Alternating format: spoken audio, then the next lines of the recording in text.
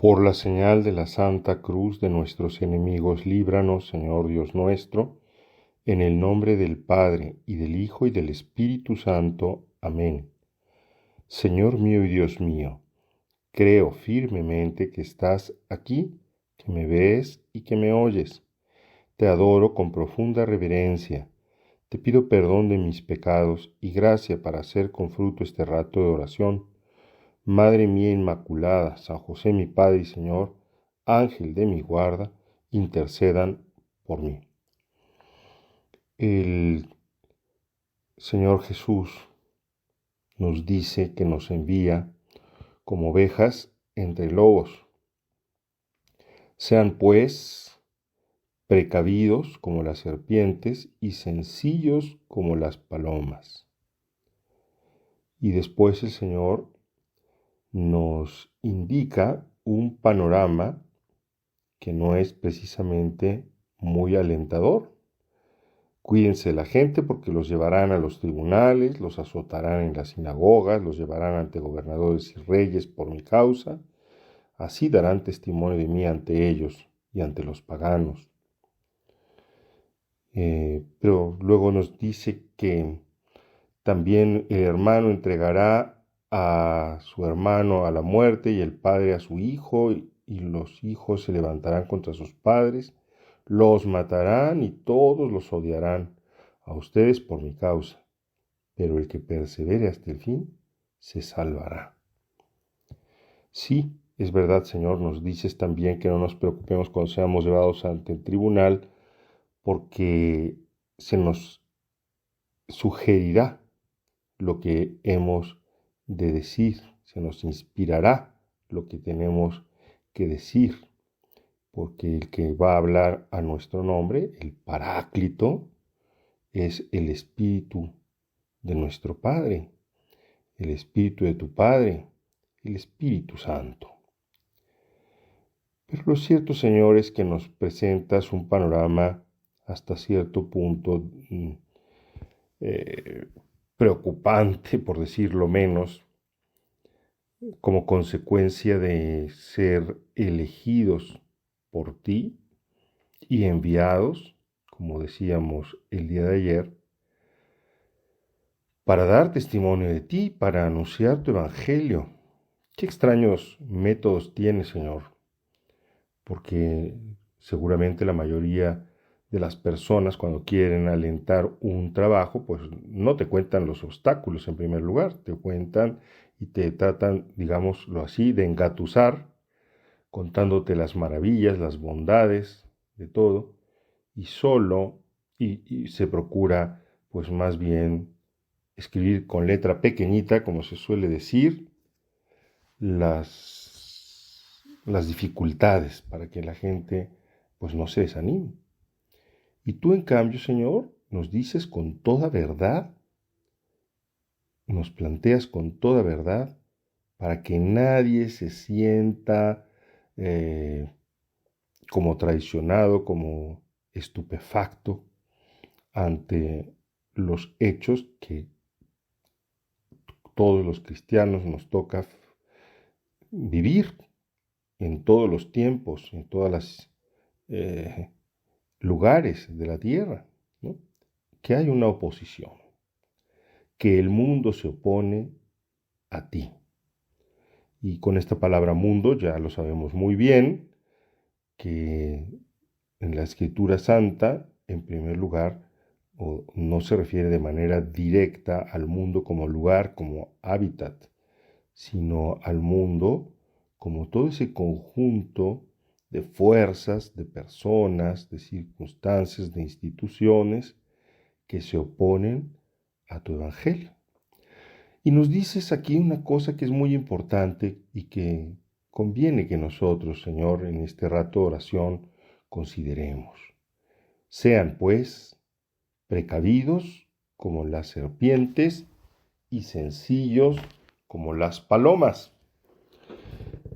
Nos estás enseñando aquí, Señor, una virtud que es muy importante para los cristianos en general y para los seres humanos en general y particularmente para tus discípulos, para los cristianos.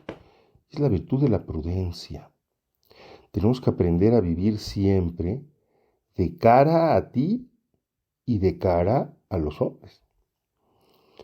Porque nosotros procuramos en todo y sobre todo vivir agradándote a ti, llevando adelante tu misión, la misión a la que nos has convocado, que nos has dado.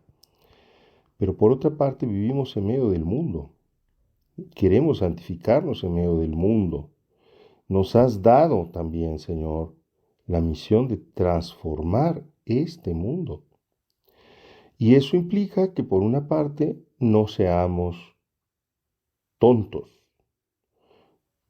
En otro momento nos dices que no demos nuestras perlas a los perros, a los cerdos, ¿no?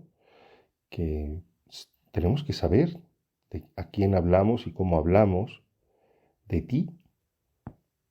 Y también, sin embargo, nos dice que no es conveniente que vivamos siempre, pues, con miedo o como personas que tienen 2 o 3 intenciones, que no son llanos, sencillos, transparentes. Es entonces, como ves, un arte el que tenemos que vivir, aprender a vivir los hijos tuyos, Señor, de vivir de cara a Dios y de vivir de cara a los hombres. Porque sabemos bien que el mundo nos adversa, que el mundo continuamente opera contra los hijos de Dios, porque opera contra ti. Y entonces, para ser así como nos dices tú, sencillos como las palomas, llanos, transparentes, sin estar siempre como esas personas que viven con el defecto de estar pensando siempre segundas intenciones, de estar siempre imaginando cosas que no son o pensando los peores escenarios siempre, pero al mismo tiempo nos pides que seamos atentos, precavidos como las serpientes, pues eso que nos estás diciendo se llama vivir la virtud de la prudencia. Y la prudencia, que en el lenguaje cotidiano nosotros nos solemos referir a ella como a una virtud que nos hace no ser muy lanzados, estar siempre un poco atentos, en realidad es una virtud muy bonita, que nos invita a evitar riesgos innecesarios, y tratar entonces de no equivocarnos, pero al mismo tiempo en otras ocasiones la virtud de la prudencia nos invita a lanzarnos. O sea, en el lenguaje cotidiano nosotros solemos referirnos a una persona prudente como una persona más bien conservadora que trata de no cometer riesgos, de evitar riesgos.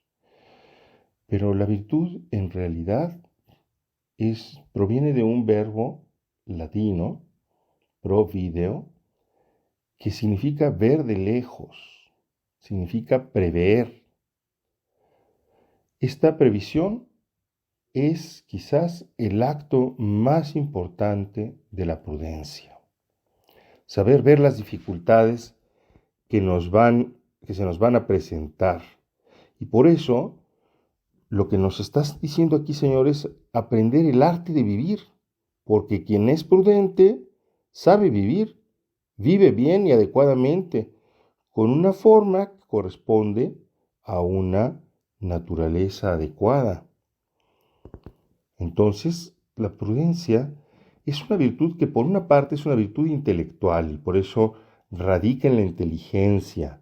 Los filósofos nos dirían en la razón práctica, es decir, en la inteligencia en cuanto está aplicada a la acción, no en la razón especulativa, como es en el caso de la ciencia.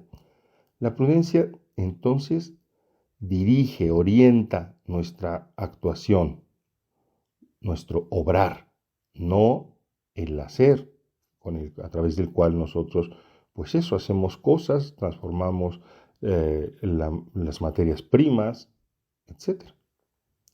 Entonces la prudencia es la recta razón en el obrar. Es una razón perceptiva que nos dice cómo actuar. Nosotros sabemos que la prudencia es una virtud cardinal, porque de ella, de la virtud de la prudencia, derivan muchas otras virtudes, ¿no? Porque la función de la prudencia es justamente dirigir todas las virtudes para que consigamos nuestro bien. Nos enseña cuál es el rumbo de las acciones que tenemos que llevar y cómo debemos llevarlas para conseguir nuestro verdadero bien. En este caso, se refiere al bien de la salvación, el bien de saber movernos de cara a ti, Señor, y de cara a los hombres. Por eso es que la prudencia es una virtud que nos ayuda a deliberar, a juzgar, a discernir, y que también después dirige el curso de nuestra acción para conseguir en todo el bien.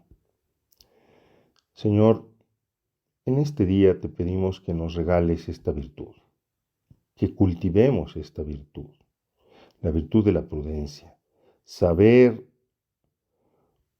actuar de cara a Dios y de cara a los hombres, con la sencillez de las palomas y también al mismo tiempo con la audacia, con la previsión, con la precaución de las serpientes. Que no seamos torpes y que confiemos siempre con sencillez en ese Espíritu Santo que nos das para que inspire nuestras acciones. Te doy gracias, Dios mío, por los buenos propósitos, afectos e inspiraciones que me has comunicado en esta meditación. Te pido ayuda para ponerlos por obra. Madre mía Inmaculada, San José mi Padre y Señor, Ángel de mi guarda, intercedan por mí.